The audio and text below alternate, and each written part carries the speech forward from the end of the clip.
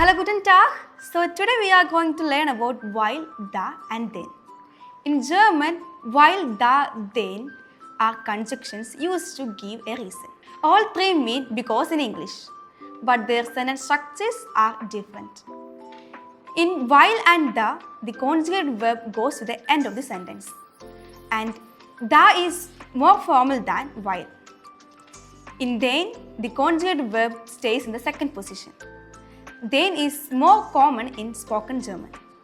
Let's see the Beispiel mit weil and da. Ich bleibe zu Hause, weil ich krank bin. I'm staying at home because I'm sick. Lernt Deutsch, weil in Deutschland arbeiten möchte. He is learning German because he wants to work in Germany. We can say the same sentence in da, and the sentence structure will be the same. Ich lerne Deutsch, da ich in Deutschland arbeiten möchte. I am learning German because I want to work in Germany. So the sentence structure is subject, verb conjugation, object, comma, while or da, subject, object, and then verb conjugation at the end of the sentence. So let's see the example with then.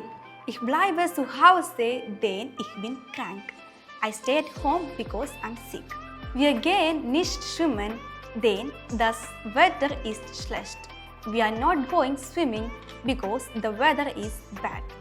So the sentence structure with then is subject, verb conjugation, object, comma, then, subject, verb conjugation, object.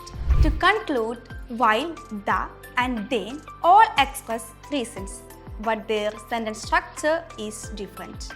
Using them correctly helps you speak and write German clearly and correctly. Follow for more videos. Bis später. German B2 ഇനി ഉറപ്പായും ജയിക്കും. Neethu's German ക്യാമ്പസിലൂടെ.